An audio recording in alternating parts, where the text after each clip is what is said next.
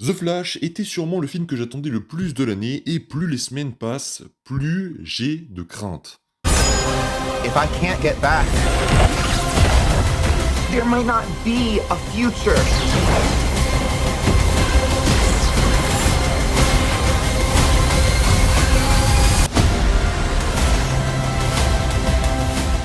Salut tout le monde, c'est Spidey, on se retrouve aujourd'hui les amis pour une toute nouvelle vidéo concernant The Flash, un film d'ici qui arrivera bien mi-juin si je ne dis pas de bêtises, et notamment on aura donc un deuxième trailer qui sera dévoilé ce mardi 25 avril, alors l'heure de la diffusion du trailer n'a pas été encore dévoilée, mais on sait pour le coup que le trailer arrivera bien mardi, on en fera une vidéo dédiée, mais on va revenir aujourd'hui sur un point qui est très important selon moi, c'est les effets spéciaux dans ce film, et pas seulement, on va revenir sur les effets spéciaux, mais sur tous les problèmes qu'a ce film, parce qu'il y en a tellement que je me demande comment on peut le comparer à The Dark Knight, que James Gunn a pu dire que c'était un chef-d'œuvre. Alors oui, il fait sa promo, mais d'après les nombreuses critiques qui arrivent de semaine en semaine, parce qu'il y a les médias le voient de plus en plus, et ben le film a l'air d'être vraiment très bon, et pourtant, d'après ce que les trailers nous augurent, ça a l'air d'être un peu l'inverse. On va y revenir, donc n'hésitez pas à vous abonner, liker, partager, et c'est parti, on en parle. Ma crainte n'est pas forcément dans le scénario, où je sais qu'on va avoir quelque chose de très sympa à suivre, de peut-être un peu compliqué, un peu complexe, qui va être assez cool et bien à décrypter, et au niveau scénario, vraiment, j'ai aucun souci à me faire, et je pense que ça va être incroyable. Là où, selon moi, ça va être plus compliqué, c'est au niveau des effets spéciaux. Vous allez me dire, oui, mais tu chipotes, ça fait pas tout le film.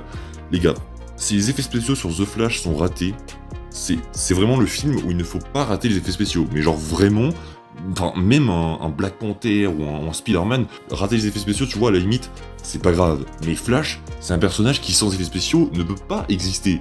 Il y a vraiment rien qui peut exister avec ce personnage. Là, ce qui nous inquiète encore plus, c'est qu'on a eu des images qui ont été dévoilées, mais il n'y en a pas une qui est belle. Elles sont toutes dégueulasses, mais vraiment, elles sont à gerber. Les effets spéciaux dessus sont horribles. Alors, on pourrait peut-être se dire au trailer que oui, ça va, le film sort dans maintenant 6 mois, on a le temps, il faut laisser les équipes des effets spéciaux en fait travailler sur les effets spéciaux du film pour qu'ils puissent les améliorer. Or là, on arrive au deuxième trailer, le film arrive dans moins de 2 mois, et les effets spéciaux, ça a l'air d'être la même chose. Et au bout d'un moment, faut arrêter de gueuler tout le temps sur Marvel en disant oui, mais qu'est-ce que vous faites? Les effets spéciaux sont horribles, Ant-Man et Quantumania, il est dégueulasse. Oui, mais en fait, j'ai l'impression que on parle souvent de sous-effectifs sur certaines choses, comme quoi Marvel demande trop de choses trop rapidement, il n'y a pas assez forcément d'effectifs au niveau des personnes qui travaillent sur les effets spéciaux, je sais pas trop comment on appelle ça, je m'y intéresse pas tellement, mais enfin, je sais pas, il y a forcément un problème à un endroit, soit ils ont vraiment pas eu le temps, mais le film, après, c'est compliqué. Disons que The Flash, c'est un cas très compliqué parce que le film a dû être changé pas mal de fois, et quand les équipes donc de VFX travaillent sur, je sais pas moi, 30 minutes de film et qu'ils apprennent au final que ces 30 minutes qui viennent de bosser pendant 3 mois ne vont pas être dans le film, et ben forcément, ça fait perdre énormément de temps, et je pense que c'est ça qui explique, ce résultat dégueulasse qu'on a sur ces images dévoilées qui sont censées en fait nous dire allez voir le trailer, ça va être incroyable. En fait, bah non en fait, parce que c'est dégueulasse, et ça m'inquiète encore plus parce que on a des images qui sont promotionnelles, qui sont censées nous donner envie, et c'est tout l'inverse. Alors qu'est-ce que ça va être le trailer de mardi?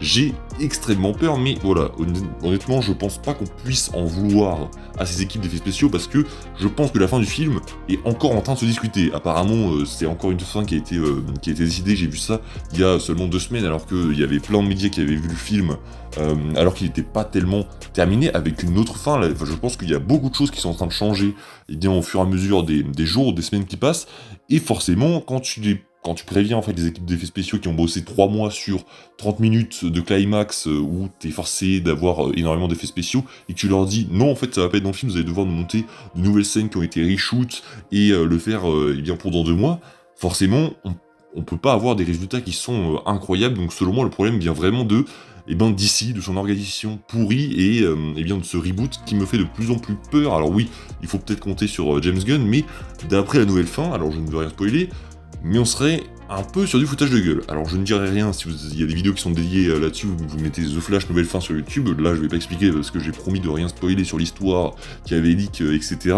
Mais il y a une fin du film qui, je pense, va en décevoir plus d'un sur ce qu'elle tease concernant le reboot de James Gunn, mais je vous laisse aller découvrir ça. En tout cas voilà, c'était vraiment une petite vidéo de transition parce que déjà il y avait zéro news et j'avais envie de parler de The Flash parce que ça commence à me saouler. Alors ça me saoule, mais je suis pas énervé contre forcément les équipes de VFX qui n'ont, je vous le rappelle, rien à voir selon moi. Mais je suis plus énervé pour le coup contre DC qui... en fait, on peut vraiment en vouloir à personne, j'ai l'impression, parce que je suis en train de réfléchir, mais c'est vrai qu'on peut me dire que DC a fait un peu n'importe quoi, mais c'est vrai qu'on a eu le cas Ezra Miller, qui était un cas extrêmement compliqué à gérer. On savait pas trop si on gardait le film, on savait pas trop ce qu'il fallait faire avec, ça a dû être une situation très compliquée à gérer, donc honnêtement, je les comprends aussi, mais il y a clairement un bordel qui est dans ce... Enfin, il y a un bordel qui est créé autour de ce film, et je me demande comment il va s'en sortir, et s'il s'en sort bien, ce sera pour le coup un miracle, enfin bref. On y reviendra bien sûr quand le trailer sera sorti, on fera une petite vidéo analyse / avis du trailer. D'ici là, n'hésitez pas à vous abonner, liker, à partager, n'hésitez pas à me donner votre avis vous, sur les effets spéciaux de The Flash et sur qui vous pensez que la faute doit être remise. Ça veut rien dire, mais en gros, la faute à qui? C'est la faute à qui si les effets spéciaux de The Flash sont pourris? Est-ce que c'est la faute à Ezra Miller? Est-ce que c'est la faute à DC? Est-ce que c'est la faute aux équipes de VFX? Je vous laisse m'écrire ça en commentaire avec des avis constructifs, parce que voilà, il y a certaines personnes qui écrivent dans mes commentaires des choses aussi bêtes que... j'ai pas de fin à cette phrase, mais il y a vraiment des gens qui écrivent des choses... Et vous devriez vous relire, parce que, voilà, je dis ça, je dis rien, mais soyez constructifs, et dites-moi votre avis, ça m'intéresse, n'hésitez pas à vous abonner, liker, partager si la vidéo vous a plu, on se retrouve donc très prochainement pour une prochaine vidéo, salut tout le monde, c'est Spidey, ciao.